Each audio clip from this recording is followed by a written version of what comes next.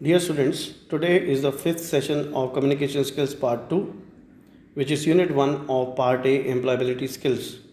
You already know that your syllabus has been divided into two parts, Part A and Part B. Part A is Employability Skills, of which we are studying the first unit currently. And the Part B is Technical Skills, which we are going to study later. So, welcome to the class on Information Technology for class 10th, code 402. We are going to recap of what we have learned in the previous session. We have learned various barriers to effective communication. The barriers which were the hindrance or the obstacles in the path of effective communication we have seen in the earlier class, and also we have seen the various types of barriers and the factors which lead to these barriers. Our learning objectives for today are: how can we handle or overcome different barriers to communication? The barriers which we have studied in the earlier session, today we are going to see how can we overcome them, and common barriers to effective communication which we must avoid. What are the barriers which are commonly encountered and we must avoid those barriers? Handling barriers to communication, our first objective. How can we handle various barriers? Because barriers will be there in communication which prevents effective communication, but we have to handle those barriers in order to lead to effective communication. There are certain practical ideas while dealing with attitudinal barriers to communication. First is, we must engage in face-to-face interaction whenever possible. So as long as possible, we must try to be in face-to-face communication with the people we want to communicate our message to. Reduce or eliminate distractions around you. We must try to eliminate or to minimize what distractions, physical distractions are around you. There may be noise or the environment may not be conducive for proper communication. Try to assess the needs of the receiver. This is a little bit difficult because you never know what your audience needs. So whoever is the receiver of the message, you must be aware of what are his or her needs. Hone your active listening skills. Now, active listening skills involve acknowledging the message that you have received, and also to organize your material or organize your message in a proper way so that the intended message is received by the receiver. Soften your tone and language. This is also very important because the tone and language that you use in communicating your message plays a very important role in its interpretation. Last is encourage feedback. Feedback is actually the response which we received from the receiver in return of the message we send to the receiver. So whatever message we are sending, the receiver acknowledges and gives a feedback about the message. We are going to study these points in detail and see how can we handle different types of attitudinal barriers. First one is engaging in face-to-face interaction whenever possible. Text messages and even emails can be misinterpreted. Whenever we are communicating through text messages, emails, and without a non-verbal assistance of facial expression, tone and inflection, they may lead to misinterpretation of the message. So the messages which are sent without any face-to-face interaction can be misinterpreted. Therefore, in order to avoid such message, we need to be sure to follow up later to seek questions and to ensure that your message was understood as you have intended it to be. So after a written communication through email or text message, you need to have a follow-up to answer questions which are related to doubts and misinterpretation. Therefore, when we engage in communications which are not face-to-face or indirect communication, there can be problems, and such barriers can be overcome by making a follow-up later on. Reduce or eliminate distractions around you. You may not be able to control all the distractions around you, but you may be able to minimize or reduce them. For example, if you are talking to somebody and there are noises of people and machinery around you, that may hinder the interaction between you and the receiver. Whatever steps you need to take in order to ensure that such distractions be minimized, you must follow.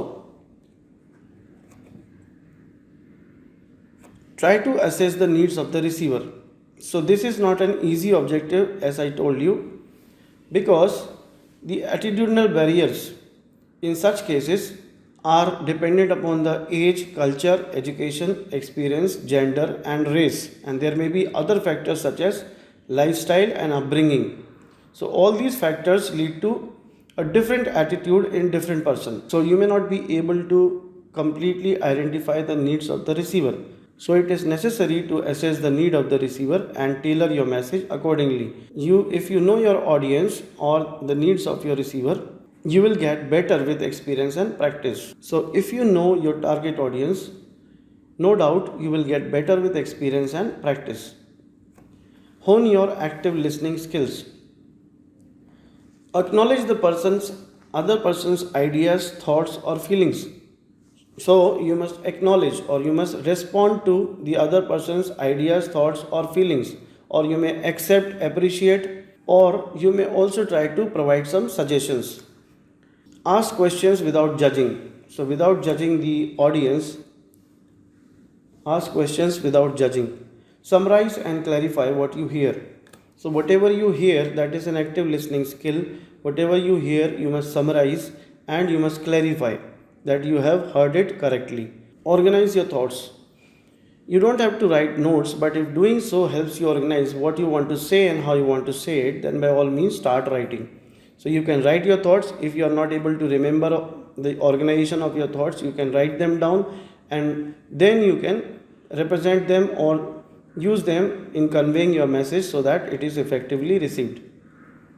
Soften your tone and language. You need to be very soft at your tone or language, or otherwise this can be misinterpreted. The same content, if used with a harsh tone and language, that can lead to misunderstanding. Being courteous and professional is a must in every interaction.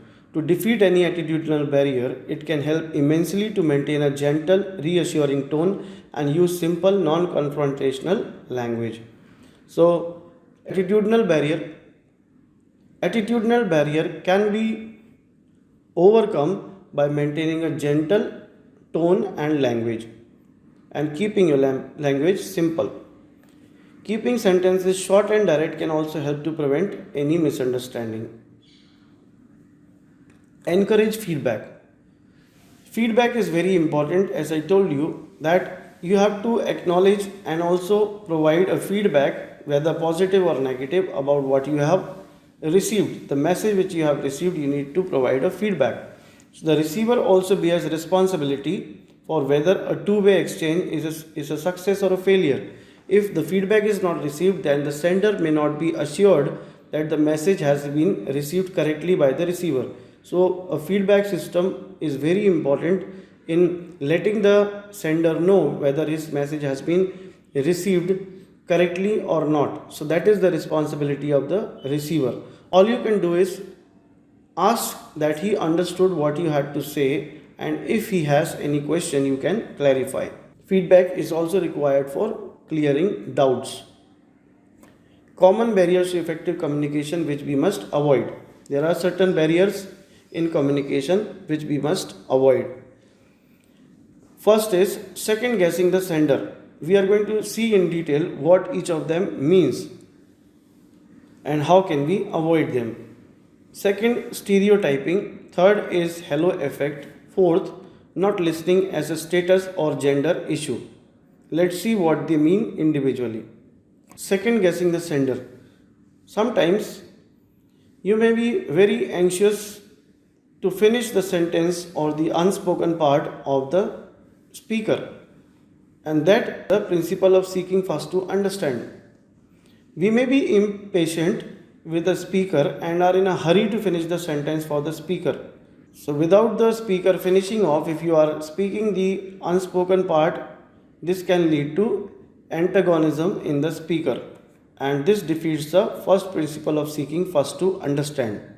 So overall, second guessing the sender means without the sender or the speaker completing the sentence, the receiver or the listener completes the sentence for him, and that leads to antagonism in the mind of the speaker. So we must avoid this. Stereotyping. We often form stereotypes about those whom we know the least. Once our mental set are created, all our transactions are affected by these sets, preventing us from effective listening. This is also a communication barrier which we must avoid. Stereotyping means that once we create an impression of an unknown person in our mind, we listen to that person or receive the message accordingly. So all the transactions are affected by the prejudice or the impression which we form about the unknown person. Halo effect. Halo effect means creating a positive image about another person, and based on a single characteristic we may make up our mind usually positively about the other person. So if we are having a positive mindset about another person, we may be impressed and we may not be able to see any negatives in that person. So halo effect means you are having a positive image about someone and we may overlook the negative aspects in that person. Not listening as a status or gender issue. Studies have shown that men listen much less than women do. Similarly, those in positions listen less to those who are lower in hierarchy. How well do we listen to our children or our subordinates? So there are issues such as gender issues and position hierarchy, suppose in an office official system, where these factors lead to barriers which must be overcome or avoided.